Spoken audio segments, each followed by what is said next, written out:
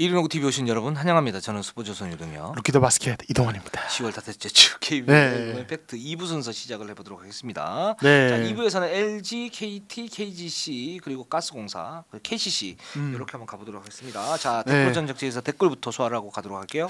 네, 다일드님이 아바리의 샷 셀렉션에 대한 지적은 효율성 문제와 더불어서 후진적인 한국농구 시선도 분명히 있다고 봅니다. 이 부분 저희가 일부에서 좀 얘기를 했습니다. 이거 굉장히 좀 고민거리가 되지 않을까 싶고 아마 저희 얘기할 기회가 있을 것 같아요. 맞습니다. 이거는 좀 케이스 바이 케이스로 좀 얘기를 이제는 해야 될 것 같아요. 그 조동현 감독의 얘기라든가 또 아바렌토스의 어떤 그 경기력, 여기에 이제 현대모비스의 구체적인 틀 이런 부분까지 봐야 되는 부분이니까 시선도 분명히 있다고 봅니다. 그런데 그런 시선이 아직도 남아 있는 건 사실이에요. 맞아요. 근데 살짝 좀 바뀌긴 했다. 그래서 현대모비스 편을 좀 참고하시면 좋을 것 같습니다. 네. 그리고 KU8430님이 고액 연봉자들의 책임감에 대한 두 기자님의 지적 같이 공감합니다. 이렇게 얘기하시면서 이제 양동근 선수 같이 좀 이제 오프 시즌에 몸 관리나 이런 부분 더 잘했으면 좋겠다 이런 얘기를 좀 하셨습니다. 지금 연봉이 그러니까 어떤 부분이냐면 물론 뭐 그렇게 될 수밖에 없고 이게 과도기적인 측면이 있을 수 있지만 지난 시즌 활약상 이 과도하게 많이 책정이 돼 있어요. 근데 여기에 그 내년 내후년의 어떤 전망 이런 부분들이 같이 이제 좀 더해져야 되지 않습니까? 좀 있어야 되는데 이게 연봉을 이렇게 받고 나면 그러면 그 고액 연봉자들이 몸 관리를 철저하게 해서 거기에서 다음 시즌 에이스 역할을 할 수 있게끔 더 성장을 해야 되잖아요. 그렇죠. 근데 거기에 만족하는 어떤 모습들이 보이고 그리고 또 FA 계약도 마찬가지예요. FA 계약을 대형 계약을 맺고 나면 이제 뭐 물론 이제 몇몇 선수들이 그러지만 그 비율로 따졌을 때는 한 30에서 한 40-50% 정도는 FA 계약을 맺었으니까 난 여기에서 또 1년 정도 이렇게 하다가 또 FA 되는 그 전에나 뭐 그 해부터 3년 계약을 했다 그러면 뭐 두 번째 세 번째 해부터 내가 또 이렇게 열심히 해가지고 FA로 의도를 해가지고 또 FA 다 해야지 이런 것들이 있는 것 같아요. 그렇죠. 물론 뭐 NBA도 있지만 그 정도가 좀 심해요. 이거는 좀 고쳐야 되지 않을까 생각이 들고 저는 구단에서도 물론 이제 지금 선수층이 좀 얇기 때문에 어떤 특정 선수가 나왔을 때 경쟁이 가는 거는 이해가 가지만은 그런 가치 부분에서는 정확하게 매겨서 지금 뭐 FA라든 연봉 측정을 해야 된다라고 생각이 좀 듭니다. 네. 그러니까 예전에는 사실 구단이 갑이었어요. 지금도 갑인 측면이 좀 많기는 한데 선수들도 여기에서 그런 이제 권리 신장하기 위해서는 자신들이 할 건 좀 해야 된다. 맞아요. 생각이 듭니다. 네, 좋습니다. 그리고 민규정님이 삼성 경기 보면 많이 달라졌네요. 이렇게 얘기하시면 이호연, 임동섭 이런 선수들 눈에 띄게 좋아졌습니다. 6강 갈지도 흥미롭네요. 그렇습니다. 여기에 뭐 장민국 이 선수도 좋아졌고요. 그렇습니다. 좋습니다. 네, 좋습니다. 자, 그거는 또 삼성전에서 저희가 많이 말씀을 드렸으니까 한번 보시면 될 것 같습니다. 자, 그러면 첫 번째 팀 KCC로 한번 가보도록 할게요. 자, KCC 2승 4패 7입니다. 캐롯전에 아쉽게 패했고 디비전도 접전 끝에 패했습니다.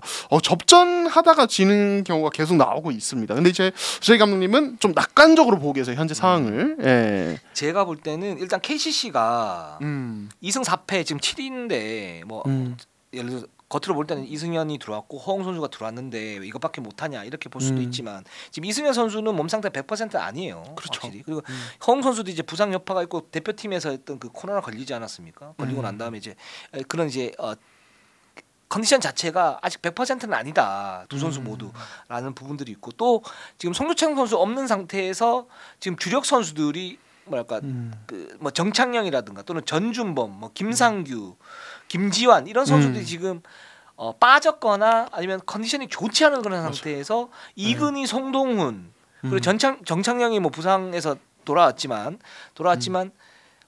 그런 이제 KCC 지금 입장을 볼 때는 좀 어수선한 상태에서 진짜 시즌을 시작을 했고 어떻게 보면 야 이거 KCC가 지금 상태에서는 연패를 당할 수도 있겠다 그랬는데 그것 치고는 경기력이 나쁘지 않아요. 맞아요. 네. 그러니까 조장현님이 이제 뭐 시즌 전부터 그런 얘기를 하셨잖아요. 1라운드, 2라운드로 굉장히 좀 고비가 될 것 같다라고 얘기를 하셨고 결국에는 이제 이런 그림이 예상이 되는 가운데 이 내용적인 측면에서 얼마나 좀 개선이 되느냐. 그래서 한 2라운드 좀 지나고부터 선수들의 컨디션이 더 올라왔을 때 확 치고 나갈 수 있는 힘의 어떤 바탕이 그러면 마련이 되느냐가 중요한데 지금 이제 KCC의 경기 내용적인 측면은 이게 좀 마련이 되고 있는 듯한 느낌. 그러니까 전창희 감독님이 이런 이야기를 꺼내시지 않나 싶습니다. 네. 여기서 보면 전창희 감독이 이제 조금이 모자라는데 1, 2라운드 지나면 채워줄 것 같다. 채워줄 것 같은 게 이제 기량, 체력, 경험치인데 이제 기량은 주력 선수들, 뭐 그쵸. 김지한이라든가 뭐 전준범이라든가 이런 선수 오면 로테이션 폭도 넓어질 거고 거기에 따른 적재적소의 어떤 투입 이런 부분이 될 것이다. 체력 당연히 뭐 그런 거고요. 그러나 경험치 여기 송동훈이나 이근희 선수의 어떤 그렇죠. 그 경험치가 있는 거죠. 이 선수들이 경기를 치면 이제 올라가긴 하겠지만 아무래도 신인이니까 이제 이 부분에서 조금씩 모자란다는 거죠. 사실은 무너질 수도 있는데 무너지는 경기는 하지는 않고 있거든요. 그쵸. 그러니까 KCC가 지금 잘 버티고 있기는 하다. 라는 생각이 들고 여기에 사실 라거나 선수가 지금 뭐랄까 수비에서 계속적으로 말씀드리지만 팀의 좀 공헌도가 조금 떨어져요. 맞아요. 이 상태에서 런데 홀리스 제퍼슨 이 선수 좀 애매한데 나름 이렇게 잘 맞추면서 가고는 있어요. 그렇죠. 있는데 아쉽게 지고 있다. 뭐 이렇게 지금 보시면 될 것 같습니다. 네. 그래서 결국에는 이제 그 프런트 코트 라거나가 있는 프런트 코트 이승현은 몸 상태가 더 올라올 거예요. 체력이 더 올라오는 걸 기다리고 있고 라거나는 만약에 지금 상태가 그냥 베스트라면 현재 시즌에서는 그럼 제퍼슨이 좀 더 적응을 하고 어떤 제퍼슨이 뛸 때 어떤 수비 조직력적인 측면을 맞춰지면은 프런트 코트 운영도 뭔가 활로가 더 뚫을 것이다 이렇게 내다볼 수 있는 거죠. 특히 이제 제퍼슨 같은 경우는 저희가 언급했잖아요. 이 선수가 투입됐을 때 이 선수의 어떤 수비 이슈 때문에 어떤 이제 뭐 드롭전이라든지 뭐 이제 그런 변형 수비 같은 것도 생각을 하고 있는데 아직 사실은 약간 어떻게 보면 급하게 준비한 거라 조직력이 맞지 않는 부분이 그렇죠. 있단 말이죠. 그렇죠. 예, 그런 부분에서 조금 시간이 필요하다 이렇게 판단을 하고 있는 것 같습니다. 네. 그렇습니다. 사실은 이제 그 KCC가 지금 전력을 올리기 위해서는 일단 수비 조직력을 개선을 시켜야 되는데 그 작업이 계속적으로 좀 뭐랄까 나쁘지는 않다 이렇게 보고 있고 허웅 선수 같은 경우에 1대1 수비에 상대적으로 좀 불안하지만 팀 디펜스는 잘 이해를 하고 있고 활동량이 기본적으로 많아요 이 선수도. 맞아요. 그렇기 네. 때문에 그런 자신의 어떤 수비의 어떤 약점을 좀 잘 메우는 그런 측면이 있고 여기에서 좀 의미 있는 카드를 뭐 김지한이라든가 이런 선수들이 들어오게 되면 팀이 좀 더 이제 쫀쫀해지지 않을까라는 생각이 들고 또 프런트 코트 같은 경우에 이동환 기자가 말씀하셨다시피 이제 라그나가 들어왔을 때 어떤 수비 약점을 그러면 어떤 다른 그 활동력으로 좀 메우느냐. 기본적으로 포스트 수비는 되니까요. 제퍼슨 들어왔을 때 포스트 수비는 안 되지만 이거를 어떻게 지역 방어 형태라든가 아니면 트랩 또는 이제 더블 팀 이런 걸로 메우느냐. 그런 작업들은 나름 지금까지 나름 괜찮다. 라는 생각이 들어서 지금 그래서 이제 낙관론을 얘기를 하고 계시는데 근데 좀 또 한편에서는 좀 불안하긴 합니다. 다른 팀들이 그렇죠. 또 상향 평준화돼 있기 때문에. 그렇죠. 예. 그러니까 이렇게 버티기 모드 그때 어떻게 뭐 치고 나갈 타이밍을 보고 있는 상태라면 결국에는 그래도 5할까지 안 돼도 5할에 근접한 승률을 어느 정도 유지를 해야 이제 치고 나갔을 때 그게 승수 마진이 쌓이면서 6강 이내로 확 들어갈 수 있는데 그 전에 만약에 이런 식으로 이제 접전이라도 패배가 쌓이면은 나중에 마진이 쌓여도 이제 그렇게 크지 않을 수 있단 말이죠. 요거는 이제 조금 그러니까 1승 1승 뭔가 한 번씩 잡는 경우가 생겨야 됩니다. 이럴 때. 예. 그리고 허웅 선수 얘기를 갖다 좀 하면 지금 허웅 효과가 그 마케팅 측면에서는 엄청나다고 그럽니다. 네, 지금 뭐 전주 계속 매진되고 있고 그 인형이 엄청나게 빨리 팔렸다고. 그 인형이 뭐 하루 팔렸는데 1년치 매출을 꺾어가는 유니폼도 그렇고 유니폼도 품절이고 그래서 저희가 그 기자단이 그렇게 얘기를 했어요. 후속 상품을 출시해라. 그렇죠. KCC도 동방석에 올라보자. 그렇죠. 제대로 뽕 뽑아가지고 허웅 선수인데 다른 선수도 아니고. 허웅 7억 5천 줬다. 네. 10억 원 뽑아보자. 근데 실제로 이런 얘기를 저희가 좀 이제 유머러스하긴 하긴 했지만 다른 이제 뭐 아이돌이나 이런 그 팬클럽 같은 경우에는 사실은 그런 이제 구매량이 굉장히 많잖아요. 근데 허웅 팬들 분들이 분위기가 어떤 분위기냐면 저 사고 싶은데 그 판매량이나 또는 이제 제품 가짓수나 이런 부분들이 많지는 않기 때문에 그 부분에서 좀 뭐랄까 이제 불만족스러운 부분이 있다고 그래서 KCC가 좀 빨리 그 뭐죠 무슨 피규어 뭐 이런 걸 만들고 피규어. 이런 걸 만들고 크리스마스 특집으로 또 만들고 스티커도 발매하고 다 해라. 그렇죠. 그렇죠. 팬들의 니즈가 있다면 해야죠. 그렇죠. 좋습니다. 다 하십시오 빨리. 기대 한번 해보도록 하겠습니다. 자, 그렇습니다. 자, KGC로 한번 가보도록 할게요. 자, KGC 6승 1패 단독 선두 질주하고 있습니다. LG전 잡아냈고요. KT전도 잡아냈습니다. 그리고 이제 아반도가 또 이제 KT전에서 데뷔전을 드디어 치렀습니다. 그렇습니다. 10분 22초 동안 6.4 리바운드. 이 선수가 또 하나의 다크호스라고 볼 수 있는 아시아 쿼터 선수예요. 그렇죠. 어떤 부분이냐면 예를 들어서 아바리안토스나 이선 알바노는 DB가 2% 부족했던 현대모비스가 많이 부족했던 백코트에서 메인 볼 핸들러 역할을 하면서 팀을 안정화시켰다면 KGC는 변준영 선수가 있지 않습니까? 박지훈 선수도 있고. 근데 이 아반도는 약간 슬래셔 타입이에요. 맞아요. 즉 이제 슈터 타입인데 상대 수비를 붕괴시키는 어떤 순간적인 돌파 이런 부분이 굉장히 날카로운 선수거든요. 즉 KGC 입장에서도 윙맨 자원, 즉 이제 전성현 선수가 없는데 전성현 선수는 슈터였지만 이 아반도는 슛을 하면서도 돌파할 수 있는 그런 자원이기 때문에 이 부분에서 만약에 아반도가 어느 정도 위력을 발휘한다 그렇게 되면 KGC 입장에서는 천군만마죠. 그렇죠. 네, 마지막 퍼즐이 끼워질 수 있는 거죠. 그렇죠. 네. 그러니까 지금 KGC 그 가드진에 없는 스타일이에요. 네. 네, 변준영은 그 특유의 리듬이 있고 이제 박지훈은 되게 굳건한 스타일의 뭐 힘 파워를 이용한 이런 스타일이라면 네. 아반도는 그 약간 그 소닉 같은 네. 쏜살 같이 예, 슈퍼 소닉 같은 그런 네. 느낌으로 너무 고루한가요? 예. 계속 해보세요. 네. 그런 네. 바람 슈퍼 날샌더리 소닉. 슈퍼소닉은 KT 거지. KT 거군요. 네. 죄송합니다. 홍희 장군으로 해주세요. 네, 홍희 장군. 네, 네. 발빠른 홍희 장군. 동해 번쩍, 서해 번쩍. 네, 네. 네. 안 받아주시네요. 그건 홍길동이잖아요. 네. 죄송합니다. 네. 당황했어요. 네. 네, 네. 어떤 이제 그런 강력한 스피드로 수비를 진짜 확 찢어놓는 그런 모습이 나올 수 있고 실제로 이제 KT전을 봐도 뭐 이제 이 선수의 뭐 샷 셀렉션 이런 부분에 대해서 좀 아쉬움이 있었다고는 하지만 순간순간적인 움직임이 와 진짜 민첩하다. 예, 그래서 쏙쏙쏙 빠져나가는 이런 느낌이 들거든요. 예. KGC가 6승 1패로 굉장히 잘 나가고 있는데 이 잘 나가는 이유 중에 하나는 뭐냐면 뭐 아시다시피 이제 오색은 문성곤, 스펠맨 그리고 김상식 감독이었던 그 모션 오펜스가 잘 녹아들면서 여기에 배병준이라든가 모든 선수들이 지금 좀 뭐랄까 볼을 만지면서 어우러진 농구를 하고 있거든요. 맞아요. 객관적 전력 자체도 좋고 그러니까 이런 상태에서 약간 아쉬운 점이라고 그러면 몬로가 예를 들어 들어왔을 때 뭐 몬로와 오세근이 있다. 그럼 이제 문성곤의 그 활동량을 메워주긴 하지만 활동량이 살짝 부족한 부분이 조금씩 보이는데 이걸 아반도가 어느 정도 메워줄 수도 있다라는 생각이 들어요. 그러니까 그렇게 되면 그런 이제 그 에너지 넘치는 또 활동량을 그 채워줄 수 있는 카드가 하나 더 발생을 하는 거고 여기에 따른 로테이션이 되고 여기서 옵션이 늘어나는 거니까 KG 입장에서는 여러모로 여러 가지 어떤 효과들을 볼 수 있다. 이 아반도 선수가 뭐 10분에서 15분 뛰면서 아바렌토스나 뭐 이선 알바노처럼 그렇게 강력한 어떤 데이터를 못 하더라도 팀 내 입장에서 보면 이 선수가 10에서 15분 뛰면서 그렇게 뛰어주면 맞아요.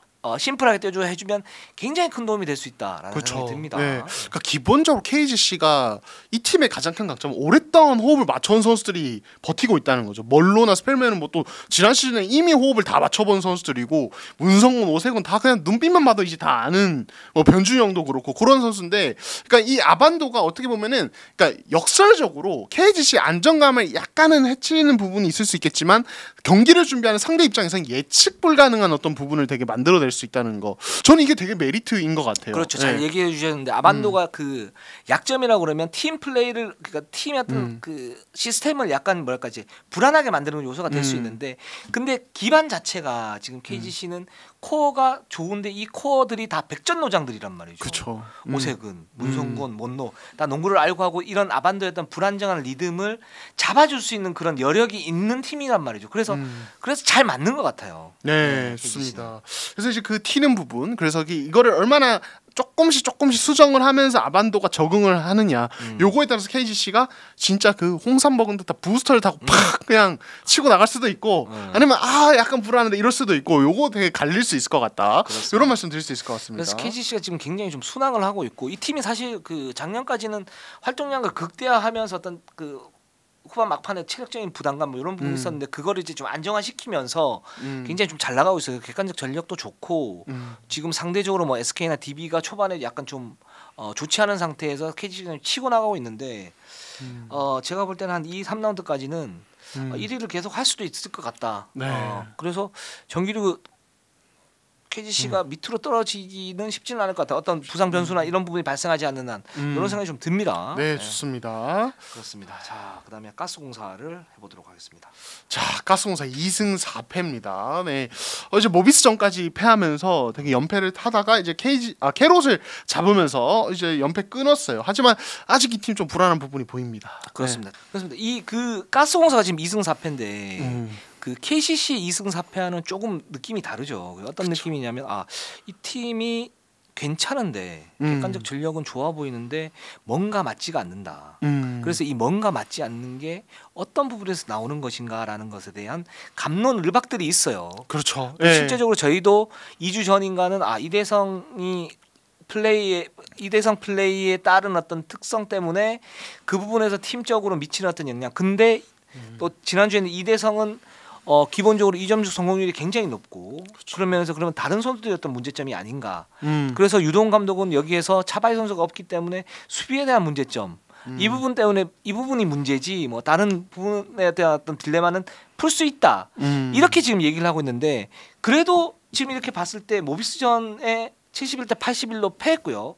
캐럿전에는 92대 83으로 승리를 갖다 거뒀는데 캐럿전 승리는 아까 말씀드렸다시피 이제 캐럿이 어떤 근원적인 약점, 윙맨 자원을 적절하게 공략을 잘하면서 정효군과 이대현이 같이 투입이 되고 여기에서 이대성도 괜찮았고 벨랑겔이 터졌습니다. 맞아요. 그러면서 승리 갖다 거뒀고 모비스전에서 패했던 건 어떤 구체적인 어떤 문제점이 있기 때문에 여기에서 패한 부분이 있단 말이죠. 그렇죠. 그 여기에 대한 원인 분석이 좀 필요할 것 같긴 해요. 네.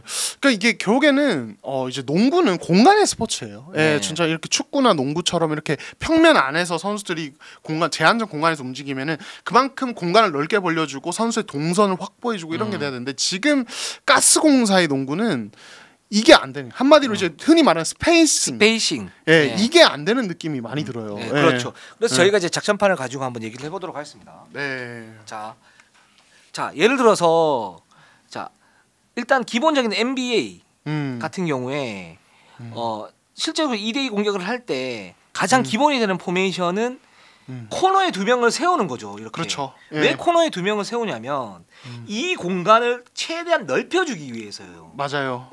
이 공간을 최대한 넓혀줘야 2대2 공격을 할 때 어떤 스페이싱이 많아지면서 공격 확률이 올라가는 거거든요. 맞아요. 그렇지 않습니까? 네, 맞습니다. 그 실제적으로 보면 뭐 골든 스테이트라든가 뭐 포틀랜드나 올 시즌에도 수많은 팀들이 그렇게 하고 있습니다. 맞습니다. 그러니까 이거를 이제 또 다르게 이제 계속 연결해서 말씀드리면은, 그러니까 지금 현대농구에서 수비 입장에서 가장 잘 지켜야 되는 구역이 어디냐? 그러면 여기를 보통 말해요. 요 자이트라인 부분. 요거 이제 손톱 같다고 해서 네일이라고 부르는데, 그렇죠. 그러니까 요 공간을 수비가 2명, 3명 혹은 벽을 만들어서 안정적으로 점령해서 드리블 돌파를 해서 못 치고 나가도록 이렇게 점령을 하고 샷을 컨테스트하면은 수비가 굉장히 단단해지는 효과를 얻는단 말이에요. 자, 근데 코너를 활용하게 되면은 이런 식으로 예를 들어서 이런 식으로 활용을 하게 되면은. 자, 여기서 공간이 굉장히 넓어지죠. 그렇죠. 그러니까 이 네일의 공간을 넓게 확보할수록 여기 미드레인지에서 어떤 파생 효과가 넓어지고, 최근에 NBA 트렌드가 또 미드레인지 점퍼를 많이 쓰는 트렌드고, 국내에서도 이제 가드들의 핸들러들이 미드레인지 점퍼를 점퍼를 이제 할 수 있느냐 없느냐, 이게 이제 공격 효율에 많이 차이가 나는데, 그래서 지금 현대농구에서 가장 중요한 공격 핫스팟이 이쪽입니다. 코너. 그러니까 맞아요. 예를 들어서 이 코너가 아니고 이 정도로 딱 들어왔다. 그러니까 윙과 코너 어중간에 들어왔다 그러면 이렇게 들어가고, 얘는 이렇게 들어가고, 얘가 만약에 이렇게 들어오면서 이렇게 들어오면서 여기가 급격히 좁아지죠. 맞아요. 그래서 최대한 코너 쪽으로 가는 겁니다. 이쪽으로 이렇게 가서 이렇게 되니까 여기에서 게트를 하더라도 기본적으로 할 수 있는 범위가 많이 좁아들고, 그러면서 공간이 넓어지는 거죠. 맞아요. 이 공간을 확보를 해줘야 되는 거예요, 그죠? 맞아요. 네네. 예. 그리고 하나만 더 말씀드리자면, 요렇게 했을 때 또 효과가 뭐냐면, 결국에 코너에 뒀을 때 이 선수들은 이제 이 역할을 이제 태깅이라고 합니다. 림으로 이제 스크리너가 다시 치고 들어오거나 핸들러가 치고 들어올 때 요 이제 숏 코너에 있다가 이렇게 체크를 해주는 걸 태깅이라고 부르는데, 현장용으로 요거를 해줬을 때 여기서 그냥 오픈 찬스가 난단 말이에요. 이런 식으로 태깅 했을 때 요 동선 안에서, 그럼 요때 이제 핸들러가 간결한 짧은 패스로 그냥 바로바로 와이드 오픈이 나기 때문에 이런 3점의 파생 효과도 크단 말이에요. 그래서 코너를 잘 써야 됩니다. 그렇죠. 그래서 보통 보면 어떤 모습들이 있냐면, 예를 들어서 스테판 커리가 뭐 이렇게 있다라고 쳤을 때 2대 공격을 했을 때 그린이 잡아주고 예를 들어서 이렇게 돌아간다. 이렇게 들어가고 태깅을 했을 때 이쪽으로 주고 넣고 또는 맞아요. 반대로 하면 태깅을 했을 때 이쪽으로 들어서 넣고 맞아요. 이게 기본적인 거고 또는 핸들러가 굉장히 좋았을 때 핸들러가 굉장히 그 위력적이었을 때는 또 어떻게 들어가냐면 해치를 하죠. 예를 들어서 아니면 여기서 이제 블리츠 수비를 하죠. 이렇게 들어와서 이쪽 넣고 여기서 다시 태깅을 해서 이렇게 넣고 이렇게 하고 아니면 태깅이 없으면 그냥 들어가고 그러니까 이런 식인 건데 근데 지금 이렇게 그 어떤 그 가스공사의 공격 그 형태를 보면 기본적으로 은도해나 이대성 선수는 2대2 공격은 잘 해요. 특히 은도해는 그 2대2 공격에 강점이 있을 수 있는 선수인데 1대1 공격을 좀 많이 하고 이렇게 했을 때 보통 전대련 선수 그 가스공사 선수들의 위치를 보면 코너 활용이 잘 안 됩니다. 근데 이게 한국농구 가스공사뿐만 아니고 대부분의 팀들 KGC 정도를 제외하면 대부분의 팀들이 코너 활용을 잘 못해요. 맞아요. 이렇게 되니까 여기에서 공간이 급격히 줄어들죠. 맞아요. 예. 그러다 보니까 이대성이 2대 공격을 이렇게 딱 했을 때 이런 식으로 헬프가 들어가게 되고 여기에서 실책 비율이 높아질 수 있는 거죠. 그러니까 그렇죠. 이 세팅을 좀 디테일한 세팅을 해줘야 되는데 이 세팅을 제가 볼 때는 못한다. 맞아요. 지금. 네. 그렇죠. 그렇기 때문에 이게 어떻게 보면 기본적으로는 모든 이제 그 국내 농구, 국내 프로농구가 비시즌 때 물론 연습을 굉장히 많이 하지만 좀 더 디테일하게 해줘야 되는데 이 디테일하게 해주는 거는 선수들 어떤 기본기 이런 문제도 깔려 있지만 전체적인 포메이션 자체가 좀 뭐랄까 위치 조정을 좀 더 디테일하게 해주는 그런 부분이 부족한 부분도 있다라는 생각이 들고 이대성의 저는 그 플레이 스타일 자체가 어떻게 보면 코너 쪽보다는 2대2 공격에서 그 스크리너에게 주는 비율이 압도적으로 높긴 해요. 맞아요. 물론 어제 같은 경우에 정효군에게 찔러준 어떤 코너 패스가 있어서 거기서 석점이 들어가긴 했었지만 그렇기 때문에 이대성의 어떤 그 특성 이런 부분도 같이 맞물리면서 가스공사의 공격 그 세트 오펜스에서의 어떤 딜레마가 좀 가중되는 거 아닌가 라는 생각이 듭니다. 네. 그래서 이제 지금 가스공사 공격을 보면은 되게 좁은 공간을 비집고 들어가서 공격하는 느낌이 굉장히 많이 들어요. 네네. 그냥 느낌적으로만 봐도 그러니까 결국에는 그 근본에는 이제 코너 활용이 안 되고 코트를 이제 베이스라인 부근에 아예 활용이 안 되는 부분, 네. 예, 요게 문제인 것 같고 이거를 조정하지 않으면은 뭐 어떤 선수가 복귀하고 어떤 선수가 컨디션이 올라와도 공격에서는 굉장히 뻑뻑한 그림이 반복이 많이 될 수 있다 이런 얘기를 들을 수 있을 것 같습니다. 그렇습니다. 보통 이제 아마농구와 프로농구 그러니까 국내에서요 봤을 때 뭐 대학농구도 그렇고 몇몇 팀들 고등학교 농구는 더 그렇고요. 그러니까 스크린 이용을 잘 안 해요. 그러니까 2대 공격이 제대로 안 되는 구조죠. 맞아요. 근데 프로에서는 스크린을 이용을 해서 2대 공격은 요즘 많이 활발하게 하는데 그 돌파하고 난 다음에 그 다음에 위크 사이드나 아니면 이제 코너 쪽의 어떤 그 움직임 자체가 정교하진 않아요. 맞아요. 그렇기 때문에 그 두 번째 엑스트라 패스가 잘 나오지 않는 그런 구조거든요. 이제 이거는 좀 보충을 좀 해야 되지 않을까. 가스공사뿐만 아니고 다른 팀들도 마찬가지로요. 네. 그런 생각이 들어서 그래서 좀 디테일한 세트 오펜스를 할 때 성공률을 높이기 위해서는 어떤 디테일한 위치 조정, 위치 작업이 굉장히 좀 필요하고 그게 반복 연습이 좀 필요하다. 그렇죠. 이렇게 말씀드릴 수 있을 것 같습니다. 네, 그렇습니다. 그래서 가스공사가 이런 부분 조정을 할 수 있을지 지금 이제 뭐 얘기하시면 정효근 이대현 같이 쓰기 시작했고 네. 머피 할로웨이 그래도 컨디션이 좀 올라오고 있거든요. 이게 네. 굉장히 좀 고무적인 부분인데 네. 이런 것들이 사실 또 폭발력을 내려면 결국에는 방금 말씀드린 어떤 조정 작업들이 조금 더 필요해 보인다. 이런 말씀 드리고 싶어요. 좀 더 명확한 롤을 줘야 되고 이대현이나 정효군을 같이 쓰기 위해서라도 그런 디테일한 조정이 좀 필요하다. 이런 말씀 좀 드리고 싶고 그래야 한국가스공사가 우승할 수 있는 확률이 높아진다. 이렇게 말씀을 드릴 수 있을 것 같습니다. 네, 좋습니다. LG로 한번 가보도록 하겠습니다. 자, LG 3승 3패 5위를 달리고 있습니다. KT전 잡았고요. 인상공사전 아쉬운 역전패 당했다가 또 모비스를 잡으면서 5할 승률 복귀를 했습니다. 지금 이 팀은 뒤가 없어요. 뒤가 없다. 네. 예, 앞만 보고 달린다 무조건. 그렇죠. 예. 그 원빈의 아저씨 농구를 하고 있어요. 아시는 거. 네. 나에겐 내일이 없어. 내일 없어. 오늘만 살아. 네, 오늘만 사는 농구. 네. 네. 어제 이제 창원에서 네. 경기 끝난 다음에 조상현 감독한테 LG가 사실은 뭐 좋죠. 굉장히 잘하죠. 잘하는데 이 패한 게임들도 경기력이 좋았단 말이죠. 음. 근데 후반에 이제 뒷심 약점, 뭐 이게 이제 객관적 전력뿐만 아니고 어떤 체력 분배라든가 이런 부분들이 살짝 부족했기 때문에 나온 거겠죠. 그래서 야 전반에 너무 미친 듯이 뛰어서 후반에 그런 이제 체력적인 어떤 부담감 이런 부분이 좀 있어서 그런 거 아니냐라고 했을 때 제가 좀 어리석은 질문을 했죠. 그러니까 조상이 건데 우리는 앞뒤를 잴 수가 없어요 지금. 무조건 간다. 네, 무조건 가야 돼요. 만약에 그렇지 않으면 LG 지금 격견적 전력 자체가 약하기 때문에 초반에 예를 들어서 페이스 좀 늦추고 그러면 확 벌어지면서 그냥 못 따라갈 수도 있거든요. 그렇게 되면 더 힘들어질 수 있어요. 이제 그 얘기를 하시는 것 같아요. 그러니까 초반에 확실하게 에너지를 쏟아서 제대로 승수를 쌓고 치고 나가야 뭔가 계속 경쟁력이 생길 수 있다. 그렇죠. 그리고 이제 그런 이제 아저씨 농구, 앞만 보고 달리고 움직이는 그 농구의 또 중심에 저희가 뭐 지난 계속 이제 이승우 선수 얘기도 했지만 요즘 또 윤원상 선수가 정말 중요한 역할을 하고 있습니다. 이 선수가 대학 때 최고의 스코어러였어요. 그렇죠. 당국대 최고의 이제 스코어였죠. 근데 이제 그때 당시에 제가 스카우팅 리포트 하던 기억이 나는데 그 조성원 감독이 굉장히 높게 평가를 했었거든요. 근데 이제 대부분 이제 10개 팀 스카우터들은 어떻게 얘기를 했냐면 이 선수가 기본적인 3점슛 능력 굉장히 좋고 외곽슛 능력 굉장히 좋은데 문제는 이제 키가 좀 작고 그런 이제 슈터 타입이고 이제 그 어떤 셋 오펜스에서 리딩 역할은 잘 못한다. 이런 선수가 과연 프로에서 성공할 수 있겠느냐. 그래서 실패한 선수들 많이 봤다. 이제 이런 이제 좀 박한 평가 내는 조성원 감독이 과감하게 뽑았죠. 그렇죠. 1라운드로 과감하게 뽑았는데 초반에 사실 프로 초반에서 그런 어떤 한계를 좀 보이다가 조상현 감독이 들어오고 나서 이 선수가 수비를 굉장히 미친 듯이 하기 시작을 했어요. 맞아요.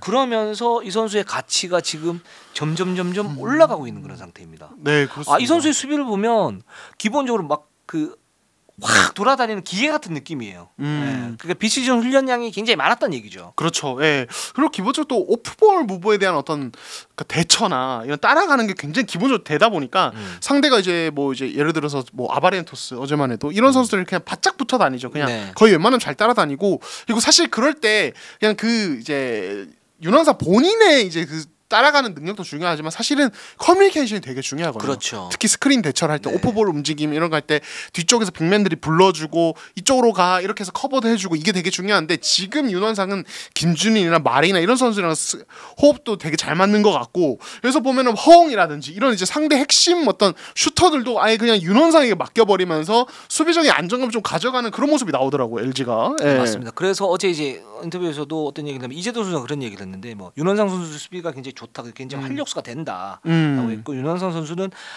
뒤에서 좀 커버를 해주는 그런 이제 협력이 굉장히 좀 잘 되고 있다. 실제적으로 봐도 잘 되고 있는 것 같아요. 마레는 워낙 이제 거기에 굉장히 강점이 있는 선수고 김준일 같은 경우에도 사실 이제 수비에 좀 약점 있는 선수 아니냐, 활동력에 약점 있는 선수가 아니냐라고 했었는데 어제 같은 경우에 이제 좀 헌신적인 모습을 보여줬기 때문에 이런 부분에서 LG 어떤 팀 체질이 개선이 되지 않을까. 그 개선되고 있고 이게 잘 나가는 어떤 모습의 원동력이지 않을까라는 생각이 듭니다. 네. 그리고 저는 공격적인 측면에서도 이거 뭐 나중에 한번 얘기하겠지만은 저는 조상현 감독님이 윤원상이가 거의 슈터 느낌으로 쓴단 말이에요. 핸들러보다는. 이 패턴들이 진짜 약간 그동안 KBL에서 못 보던 패턴들을 진짜 많이 좀 변형된 패턴들. 많이 쓰세요. 진짜 이거 되게 정교하게 준비하셨구나. 저런 패턴들을 쓰시는구나.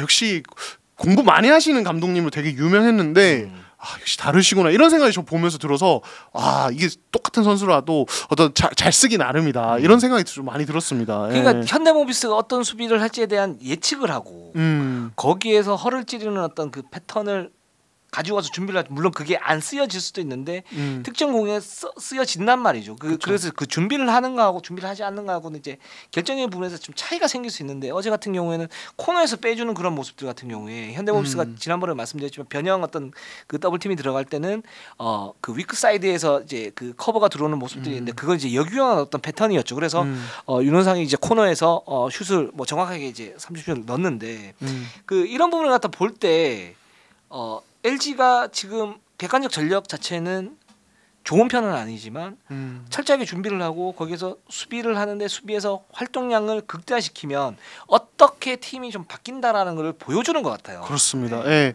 그래서 이제 이런 상황에서 이제 역시 승수를 챙기려면 뭐 개막전 삼성전도 그렇고 인삼공사전도 그렇고 마지막 승부처에서 뭔가 약간 미끄러지는 모습만 좀 줄이면은 승수를 더 쌓을 수 있는. 그러니까 결국에는 뭐 사실 이재호 선수가 시즌 초반에 이런 이슈에 많이 좀 이제 휘말렸었는데, 네. 그러니까 되게 결국에는 주축 선수들이 마지막에는 좀 매듭 짓는 것도 되게 좀 중요할 것 같아요. 예. 그렇습니다. 그래서 그 부분에서 이제 이재도나 마레이가 그 코어로서 어떻게 역할을 하느냐 이 부분이 굉장히 중요하고 이재도의 어떤 2대2 공격이라든가 마레이가 이래서 모든 팀들이 다 마레이는 더블 팀을 가야 되나 말아야 되나 고민을 해요. 일단 처음에 만약에 힘 좋은 포드가 있다. 어제 뭐 현대모비스 감독 프림이 있다.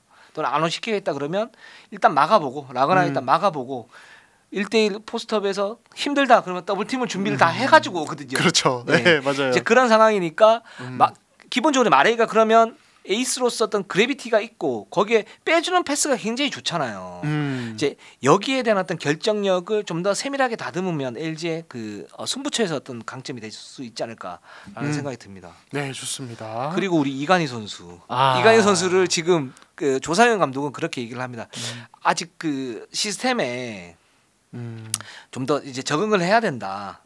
좀 더 적응을 해야 되고 아직까지도 이제 좀 뭐랄까 볼을 길게 끄는 습관이 있다. 그 이 얘기는 근데 예전 감독들도 이관희 선수뿐만 아니고 그렇게 하는 플레이를 하는 선수에게 간단하게 해라 그랬는데 그게 좋은 경우도 있었고 나쁜 경우도 있었거든요. 근데 지금 LG 같은 경우에는 이관희 선수가 여기서 좀 더 심플하게 하는 게 지금 팀에 가고자 하는 방향과 맞지 않을까라는 생각이 들고 이관희 선수도 열심히는 노력하는 것 같아요. 그쵸. 물론 이제 자신의 어떤 그 습관 이런 부분들을 아직 버리지를 못해서 그런 부분이 있기는 하지만 계속적으로 좀 노력을 하는 것 같고 어제 그거 보셨습니까?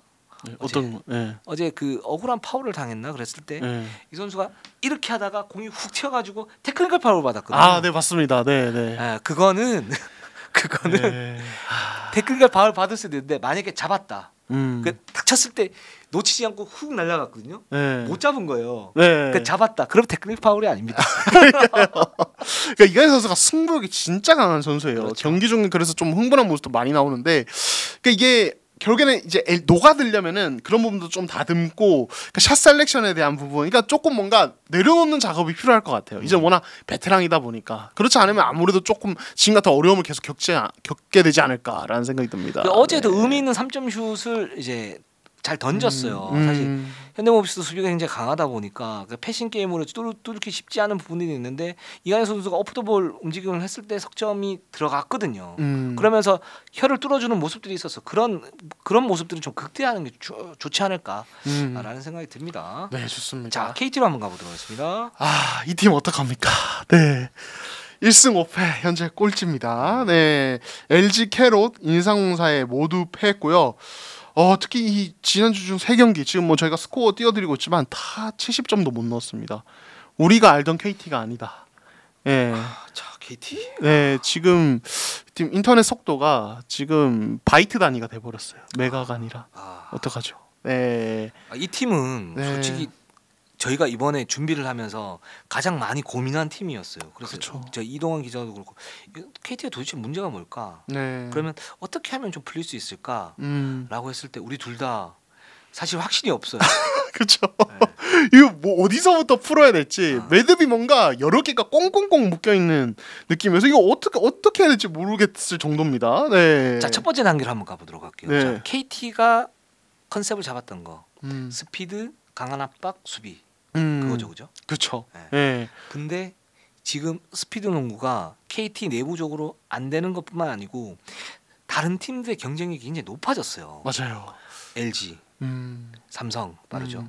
현대모비스 빠르죠. 네. KCC도 나름 빠르죠. 네. 그리고 또 누가 있나요? 네. 빠른 팀들이 굉장히 많습니다. 너무 많아요 요즘에. 그래서 네. 지금은 이제 게임으로 치면 기본 옵션을 수비와 트랜지션은 그 압박 수비와 트랜지션은 달고 가요. 그렇죠. 캐럿도 세죠. 맞아요. 네, 그런 부분에서.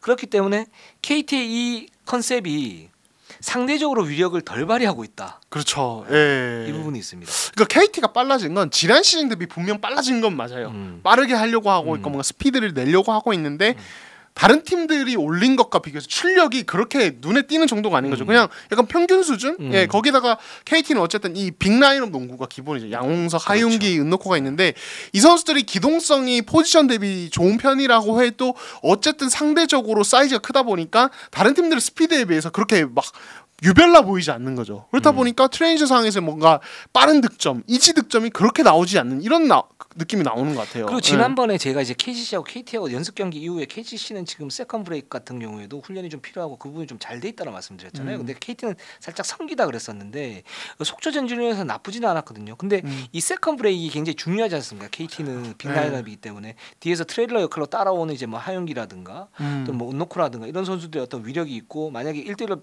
잡는다고 그래도 그 속공 상황에서는 그 골밑 돌파를 막기가 쉽지는 않잖아요. 얼리 오펜스 상황에서. 근데 그 부분이 그 메커니즘이 살짝 좀 약해요. 맞아요. 네. 네, 되게 투박해요. 네, 네. 네. 투박해서 약간 뭔가 엉켜서 어버버하다가 볼을 간수하고 다시 세트 오펜스로 네. 전환하고 네. 그러면서 그냥 처음부터 다시 시작하는 약간 이런 그림이 많아서 그러니까 예를 들어서 2년 전에 KCC가 한창 될 때 이 팀은 세컨 브레이크 아니라 서드 브레이크까지 엄청 그렇죠. 유연했어요. 그렇죠. 그러니까 첫 속공이 실패했을 때 가드가 먼저 넘어가서 그냥 볼을 가지고 있을 때 그 다음으로 예를 들어서 트레일러 따로도 빅맨이 라거나 바로 스크린 걸어주면서 세컨 브레이크를 2차 공격을 바로 감행을 한다든지 이런 속도감과 어떤 호흡이 굉장히 유연했거든요. 그러니까 진짜 팀을 잘 만드셨던 거죠 전장님. 근데 지금 KT는 이 부분에서 뭔가 준비된 게 아예 없는 건 아닌 것 같은데 되게 투박하고 뻑뻑해요. 예. 예를 들어서 정성훈 선수가 볼을 치고 이제 뭐 스틸이나 스피드만을 잡아서 이제 아웃렛 패스가 나와서 정성훈 선수가 들어가요. 거기까지 괜찮아요. 양홍석이 따라 들어가겠죠. 하윤기가 따라 들어가, 은노가 따라 들어가요. 근데 거기에서 수비가 어느 정도 갖춰지면 거기에서 동선이 살짝 엉켜요. 맞아요. 그러면 그 다음에는 빨리 세팅을 해서 외곽으로 주든지 해서 거기서 얼리 오펜스 즉 이제 스크린 치고 2대 공격을 빠르게 해가지고 거기서 뭐 어떤 이제 허점을 공략을 해야 되는데 이제 그런 작업이 잘 안 돼요. 그렇죠. 말씀하신 예. 것처럼. 그래서 예. 이제 이런 부분에 KT 트랜지션의 위력이 떨어진 부분은 이런 속공, 2차 속공 그리고 얼리 오펜스 여기에서 그 메커니즘이 조직력이 좋은 편은 아니다. 그렇죠. 네. 예. 근데 거기에서 또 이제 그러면 이제 세트 오펜스라도 조금 안정화시키지 않은 차원에서 최성모, 최창진, 김동욱 이런 선수 투입되는데 이게 또 약간 그렇게 효과가 없는 거죠. 그리고 그 트랜지션 기조에 좀 반하는 선수들이죠. 맞아요. 네. 예. 그렇게 되면서 트랜지션도 또 약해지고. 근데 세트 오펜스대로 파괴력이 라인업을 바꿨는데도 그렇게 안 나오고 그러다 보니까 공격이 그냥 되게 꽉 막혀 있는 듯한 느낌이 계속 드는 거예요. 예. 그렇습니다. 그래서 저희가 계속적으로 얘기했던 게 뭐냐면 제가 얘기를 했죠.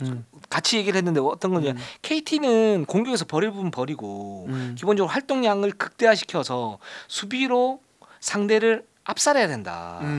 그리고 공격에서 그러면 이제 세트 패스 할 때는 어떻게 할 거냐. 만약에 코어가 없기 때문에 호응이 없기 때문에 부족하겠죠. 근데 그럴수록 더욱더 정교하게 세팅을 갖다 시켜줘야 되는데 이 정교함도 떨어지고 이 정교함을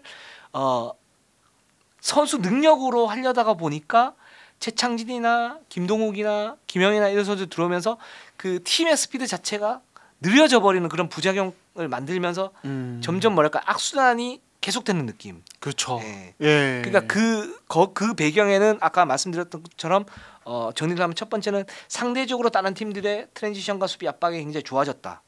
두 번째는 얼리 오펜스에서의 어떤 그 조직력이 좋지가 않다. KT가.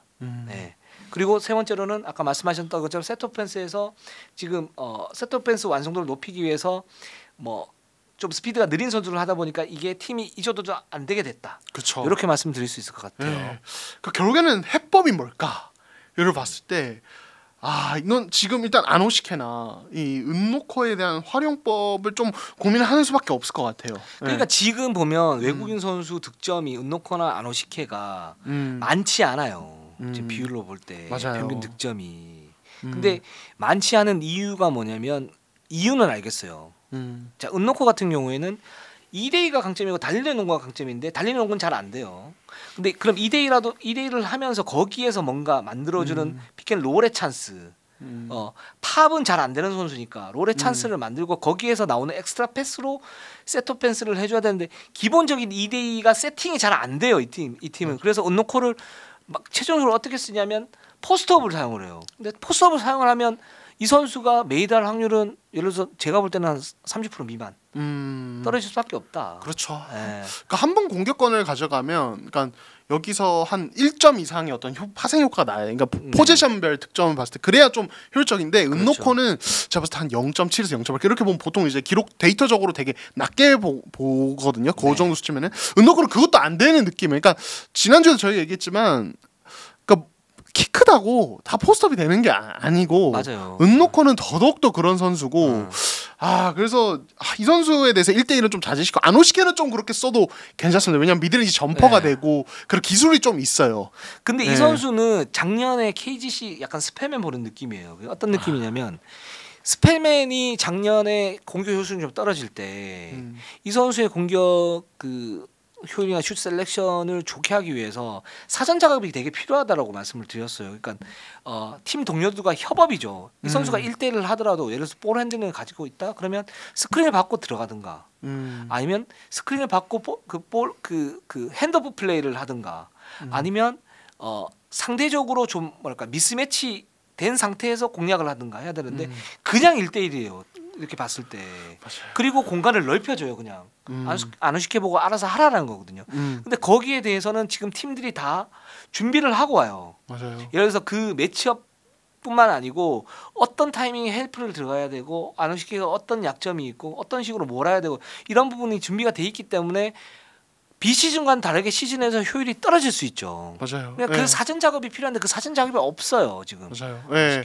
그러니까 이게 어떻게 보면 아노시케 같은 경우는 그 한창 이제 식혜형 어떤 이제 어떤 바람이 불 때 네. 컵대회 때, 네. 그러니까 그때 저희가 약간 우려를 했었잖아요. 그렇죠. 그러니까 찻잔 속의 태풍이냐 아니면 진짜 무서운 모습이냐 봤을 때 약간의 그런 부작용들이 보인다. 뭐 이제 잽스텝을 자꾸 활용한다든지 약간 시간을 끄는 부분. 근데 결국에는 팀들이 컵대 때 그걸 보고 다 참고를 해버린 거예요. 그렇죠. 요런 스타일이구나. 그러면 요렇게 준비해야겠다. 그러니까 이게 바로 그냥 정규 시즌 시작하자마자 이게 부작용을 확 드러나 버리니까 이거 어떻게 보면 KBL이 진짜 무섭다.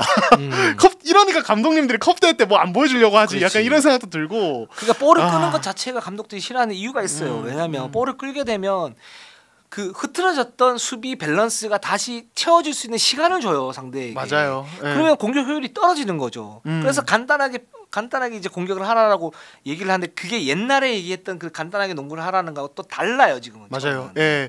그러니까 드리블을 하지 말라는 게 아니고 간결한 어떤 움직임 그리고 디시전 메이킹을 빨리빨리 해주는 어떤 그런 것들. 예. 이게 되게 중요한 건데 아노시케 이런 스타일은 일단은 이걸로 이제 2초. 그렇죠. 2초 가고 예, 여기서 이제 수비 다 세팅되고 네. KBL 속도면은 네. 그럼 이제 뭘 해도 바로 헬프 들어오고 준비된 그렇죠. 거 딱 다 하거든요. 네. 그러면 쉽네. 식혜 맛있네. 이러면 네, 수비가 그렇죠. 그냥 바로 잡아먹을거리는 이런 네. 상황이 벌어지는 거죠. 그래서 예. 컵대회 때 그렇게 위력적이던 아누시케가 지금 시즌에서는 1대 공격으로 많은 효과를 못 보고 있다. 오히려 팀에 마이너스가 되고 있다라는 게 그런 부분들이거든요. 그렇습니다. 그렇기 예. 때문에 제가 볼 때는 1회 공격 비중을 늘리되 아까 그 가스공사전 얘기했던 것처럼 이제 코너 쪽에 좀 세우고 또는 이제 하윤기 선수가 있어요. 이 선수도 이제 팝을 했을 때 어떤 미드 점퍼가 지금 괜찮기 때문에 이 선수도 보니까 그러니까 팝에서 그 미드 점퍼도 하는데 어제 같은 경우에 그 일요일 게임 같은 경우에 공격 네. 횟수가 굉장히 많긴 한데 1대1 공격을 이 선수도 1대1 공격은 그러니까 은노크하고 비슷해요. 투박하죠. 예, 예. 포스업 1대1은 이 선수는 지금 승부가 안 나 계산이 안 돼요. 그러니까 팝을 하든가 아니면은 페이스업을 하는데 페이스업도 잘 안 되니까 컷을 했을 때 어떤 순간적인 페이스업 이런 걸 해야지. 그래서 좀 잘 써야 된다 진짜로. 맞아요. 아니면 정성우나 양홍석이나 이런 선수들이 스크린을 받고 2대1을 하면서 거기서 뭔가 나와야지. 그래서 세트 오펜스 굉장히 좀 정교하게 해야 된다. 그리고 수비로 기본적으로 죽여야 된다. 그쵸. 팀은 그 제가 볼 때는 그거 아니고는 지금 답이 없을 것 같아요. 맞아요. 예, 맞습니다. 그래서 지금 이렇게 보면 LG전 대패를 했고 캐롯전은 굉장히 초반에 좀 혼란스러웠다가 잘 싸웠다가 막판에 또 무너졌거든요. 맞아요. 그리고 인성공사전도 잘 싸웠어요. 그러니까 잘 쫓아갔죠. KT가 여전히 힘은 있다. 그 부분만 좀 정밀하게 조절을 하고 어떤 계기로 인해서 접전 끝에 승리를 갖다 거둔가 대승을 갖다 거뒀을 때는 터질 수 있으니까 아직도 희망의 끈을 놓으면 안 된다 네. 생각이 듭니다. 그러니까 저희가 그래도 기억을 해야 될 게 KT는 지난 시즌에도 시즌 초반에 허운이 없는데 치고 나갔었던 팀입니다. 그러니까 그렇죠. 이 팀은 기본적으로 가진 게 있는 팀이란 말이에요. 그러니까 네. 현재 로스터에서도 다만 이게 어떻게 보면 이제 뭐 좀 읽히고 상대 팀들이 읽힌 것도 많고 하윤기가 뭐 이런 것도 장착하고 외국 선수가 바뀌는 과정에서의 어떤 이 부작용들, 뭔가 이런 게 다 복합적으로 작용을 하고 있는 것 같아서 이걸 네. 좀 풀기 시작하면 분명히 나아질 텐데 요거 타이밍을 빨리 만들어주는 게 어떻게 보면 코칭 스태프의 역할이다 이런 생각이 듭니다. 네. 그렇습니다. 자, 오늘 방송은 여기까지 하면 될 것 같습니다. 우리는 항상 최선을 다하겠습니다. 저 최근에 뭐 KBL이 굉장히 재밌어지고요.